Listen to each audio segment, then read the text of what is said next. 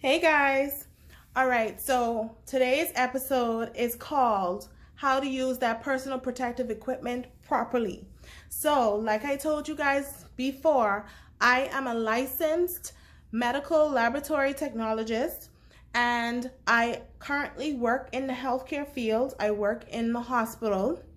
I've also worked in a number of reference laboratories, specialty laboratories, and I am well versed, well trained, well educated on how to use personal protective equipment.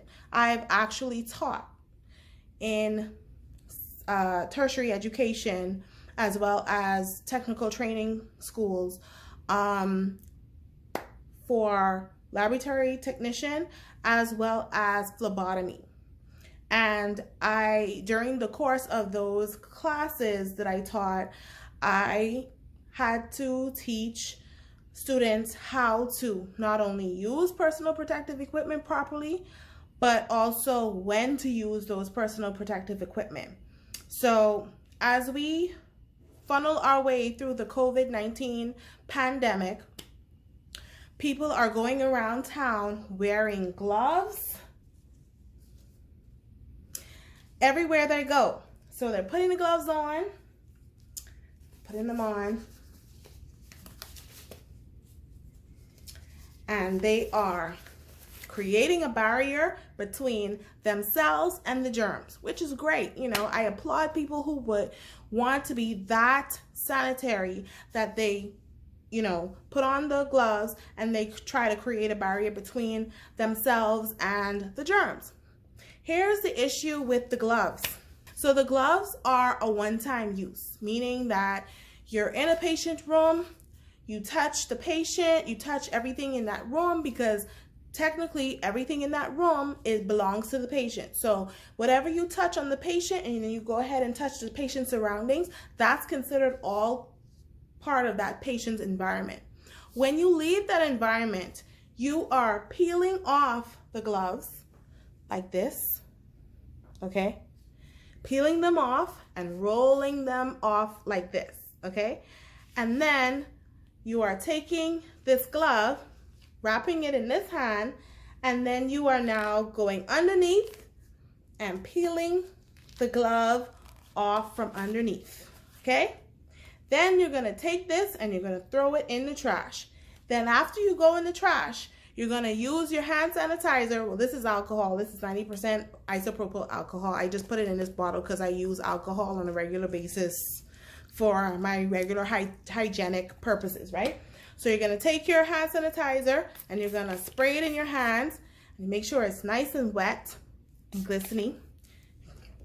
Oh, excuse me. And then you're going to spray it in the other hand and then you're going to rub it together until it dries, right? Now you're good to go. And this is when you're about to exit from the patient's room. Okay? So that environment that you just put on those gloves does not go anywhere else. It stays in the garbage inside the patient's room. So when you leave, you are leaving with what you came in with. Okay? Hopefully nothing. When you wear those gloves and you go out into the world and you touch everything from your car door to your car keys to your phone to the door of the establishment you're going to walk into to the products in the aisles that you're going to touch to the cart that you're going to push your stuff in to the money that you're going to take out and pay the cashier or the debit card that you're going to take out and pay the cashier. The cashier is going to touch that money or the card and is going to give you back the card or the money. You're going to touch that money in the card with those same gloves. You're going to put that money or the card back into your wallet with the gloves on, okay? So transferring germs from the person that gave you the money back into your purse in addition to whatever you've already touched out in the world, okay? You're going to put that in your purse, right? Then later, you're going to open up your car door with the same dirty gloves. You're going to take your groceries out with the same gloves that you touch everything else in the world with. You're going to put those groceries in your trunk. You're going to close the trunk down. You're going to hop in your car, drive home, and then you're going to open up your car. You're going to take those same groceries that you touched everything with the gloves with. You're going to take those groceries, put them in your cabinets, okay? And then you're going to go take those gloves off. You're going to wash your hands, and then you're going to go touch those same groceries with the same that contain the same material that you just touched out in the world. So essentially what you're doing is bringing that stuff in your home. You're going to touch it, and then you're going to feed your family with the same hands that you think now are clean. Unfortunately, they are not clean because you've used the same gloves throughout the whole day, touching everything in the world and bringing it right back in your home. And the theory behind wearing gloves is that it is one pair of gloves per new surface. So if you wear the gloves, you push the cart. When you're getting ready to take your groceries off of the shelves, you're going to take those gloves off, okay? Maybe put on new ones, get the groceries, put it in the cart, push the cart along to the next spot, take that glove off, grab your groceries with either your bare hands or a fresh pair of gloves, put those groceries in the cart and keep going. So you need basically a whole box of gloves. You cannot work the entire day in the environment, in the world, with one pair of gloves. That is not what we do in the hospital. We do not leave from your patient room and go to another patient room wearing the same gloves. We don't do that. We cannot do that. It's unsanitary to do that, and it can cause a whole list of infections by doing that. We have to change our gloves every time we touch a new surface. And when I say new surface, if you're in a patient's room, everything in that room is considered one surface because it belongs to that patient.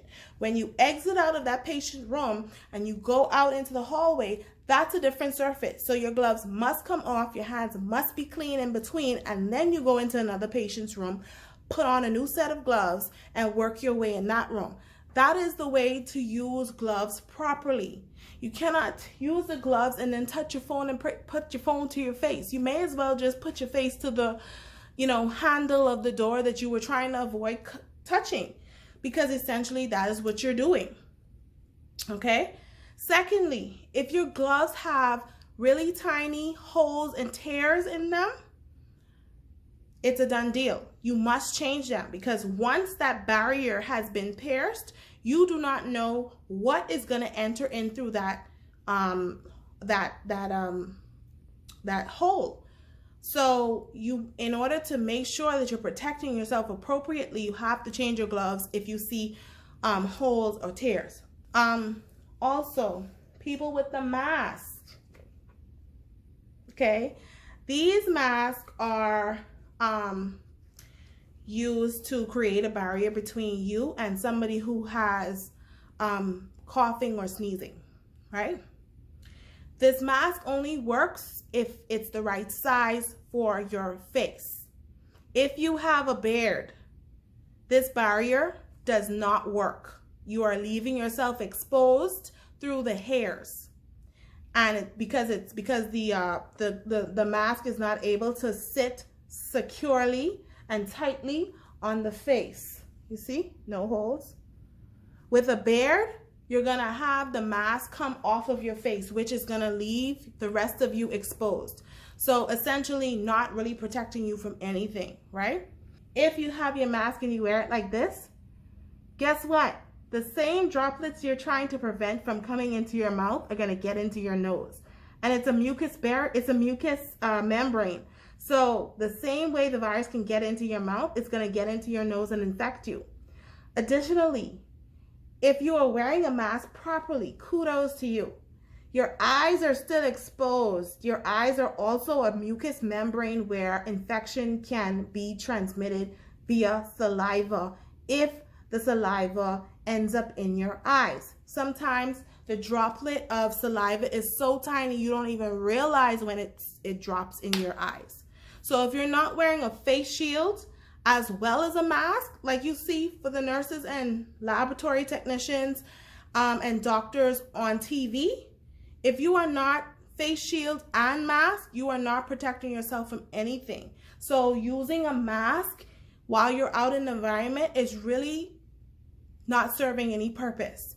And it's taking away the resources from people who are really, really in need of it, like the healthcare workers that are on the front lines trying to take care of the patients that are coming in. Okay, so just keep that in mind. You're really not doing anything. The only thing you're doing is buying up all the supplies and leaving us with a shortage, because you're not really protecting yourself from anything. That's why the numbers are so high and they keep increasing and exploding, because even though people are using these items out in the world, they're not using them properly. Therefore, not protecting themselves, not protecting anybody else they may be around, okay? The surgical masks are a good way to keep you from spreading your germs to other people. So it's not really meant to protect another person from you.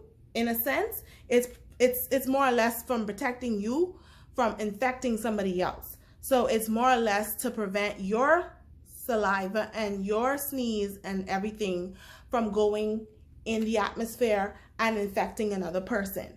So if you are a person that is sick, a person that has flu-like symptoms, and you think you may have some kind of flu or the coronavirus, and if you have surgical masks, go ahead and put them on, because what you're doing is protecting other people from you, okay?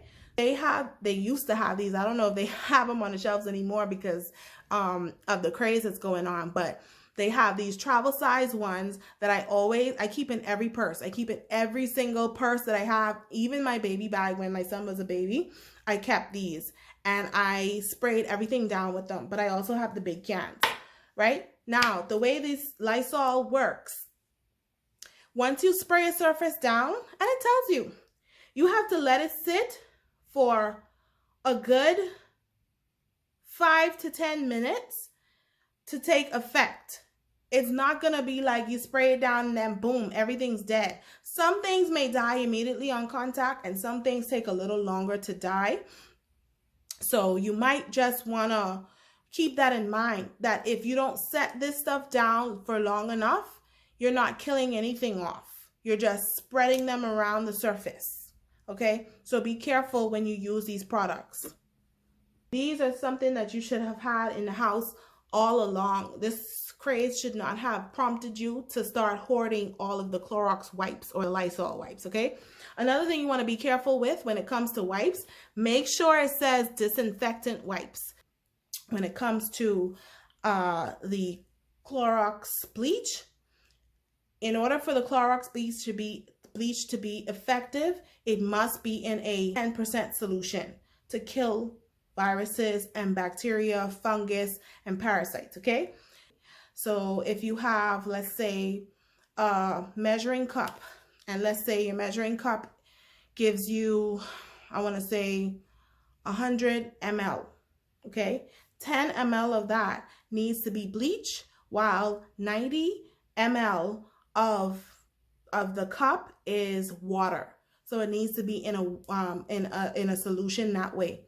Otherwise, you pour raw bleach on anything, it will bleach and make white spots, but it will not be killing anything. Because in order for the bleach to soak in to pathogen, it must be in a 10% solution, so that it can create that perfect balance between the cellular material of the germ and the bleach solution. The water is what helps it to get into the pathogen and break the cell wall of the pathogen. So whatever you're going to measure it in, just make sure that 90 water, 10 bleach.